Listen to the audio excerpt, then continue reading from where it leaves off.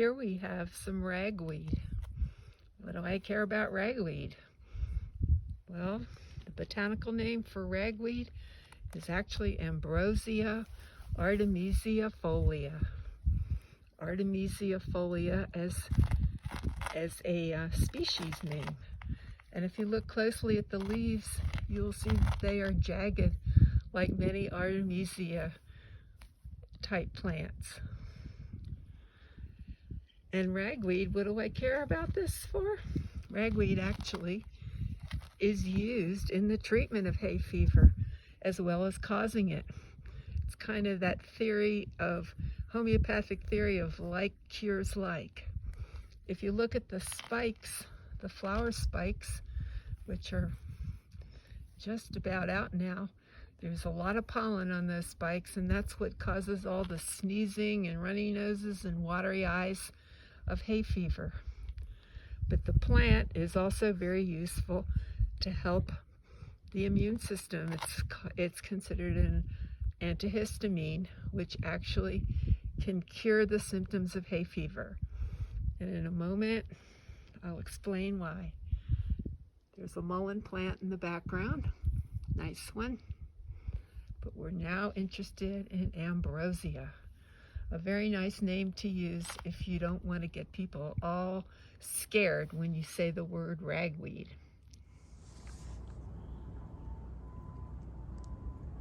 The last close-up you just saw was a close-up of ambrosia or ragweed, common ragweed, western ragweed it was, and I collected a bag full yesterday, and today I'm showing you here's what it looks like after being overnight in the refrigerator. Somewhat wilted, but still good to be tinctured fresh. So I want to talk a little bit about this wonderful allergy causing, hay fever causing plant that also cures the same symptom, which, as I alluded to, is part of the homeopathic idea of like cures like. Samuel Hahnemann was the founder of homeopathy in Germany a while back, and so this is a good example of what he was talking about, although it's not made in the same way that he did his provings. Historically, this plant has been used since Greek and Roman times, and the reason it got its name ambrosia is because it is called that. It translates into food of the gods, and the pollen and the seeds of ambrosia are very nutritious. In fact, they have a very, very high protein content, and they were used as a grain way back in Greco-Roman times. And also Native Americans used it as a nutritious food supplement. So it rightfully has the name ambrosia because of that context. As time went on, historically, the herb books didn't really talk about it too much. It started to be rediscovered, I think, in America, where the Native Americans passed on the lore to the eclectics and the physiomedicalists, John King and William Cook, and they talk about this plant, ambrosia. But interestingly enough, their uses for it are not what we're using it for right now. Ambrosia is really, it's dry and astringent and bitter.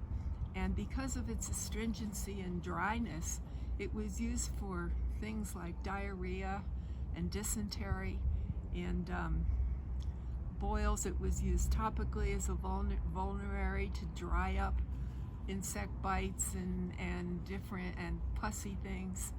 But it was never talked about for allergies. And then if you look at herb books from then until just maybe 20, 30 years ago, it was just quietly eliminated from the books. And then Michael Moore, who's a well-known herbalist who's since passed away, Michael Moore started talking about it in one of his field guide books. And he talked about it as a possible cure for allergies. So Michael came along and did that. And then there was Matthew Wood, who's still around today, and he further talked about it as an antihistamine. And then came well-known herbalist today, Seven Song, and he uses it very often. He does first aid stations in places in wilderness gatherings, and he uses this for immediate allergic reactions, not just as an antihistamine for hay fever and pollen problems, but also for any type of allergy that might come along to foods or hives or anything like that. And so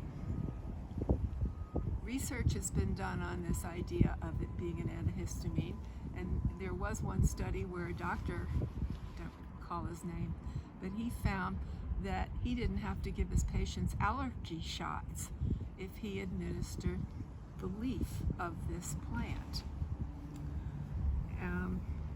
So there is some controversy as to whether different references say to use just the leaf, because the pollen is present in the flower. You can see these flowers here. They're little disc-shaped, contain thousands of pollen grains. And apparently the seeds of this plant can also live for 5 to 10 years dormant in the ground without even coming up. So because the pollen is the allergic portion, some people before they tincture it, they cut off the flower and just use the leaves. And other people that I know have successfully used this as a antihistamine medicine, with including the flowers. So I have all of this here, and I'm probably going to cut off some of the flowers and leave others. I'll sort of go half and half. And in the past, this has been very effective medicine for that. So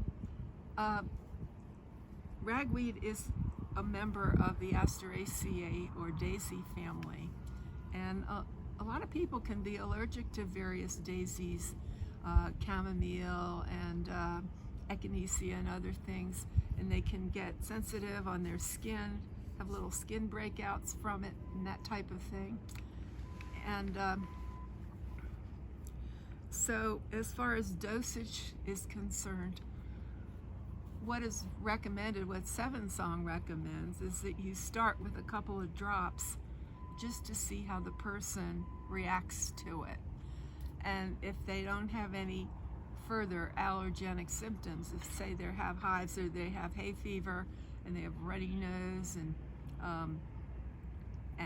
their eyes are watery and bloodshot and they're coughing and sneezing and doing all of those many symptoms for hay fever, he'll try a couple of drops for the person and wait a few minutes and see how they react.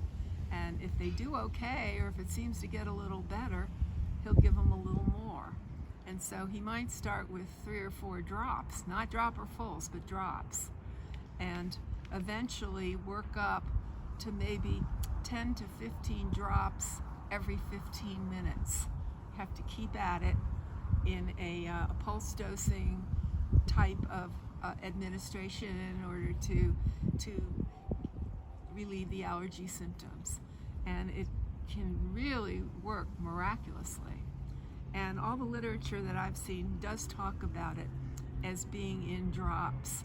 Some said 5 to 10, Seven Song said 10 to 15, some people go up to as much as 20 at a time. And so that is one way to use it in terms of immediate allergies. And I've also put it in a tincture along with other things such as goldenrod. Goldenrod is another one that can cause allergies.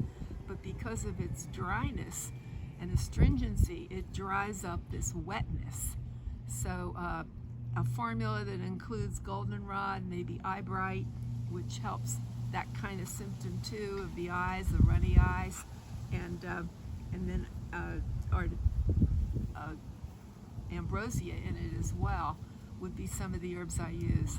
I'd probably put a little ginger in there for a warming thing, and also I would put in some xanthium, which is a Chinese herb, which is very good for upper respiratory allergies and those kind of symptoms. So that's what you would do dosage-wise. And I'm going to put this up, as I said, as a fresh tincture in a 1:2 proportion with 95% alcohol as my only menstruum. And I'm going to do this in a few minutes before this gets too much drier. And I just wanted to show you in this Colorado Wildflower book by Grinnell, here's a picture of western ragweed. And I'm going to hold up what I have. Let me hold it up so you can see. Am I blocking it? No, I've got it. Good. So you can see the similarity. You can see the jagged leaves, which is very much like Artemisia leaves in that genus. So this plant is called Ambrosia artemisifolia, folia meaning leaves. So there you have the information I have to give to you about ragweed, and for all intents and purposes, tell people you're giving them ambrosia rather than ragweed. You won't be lying, and it'll probably go over much better.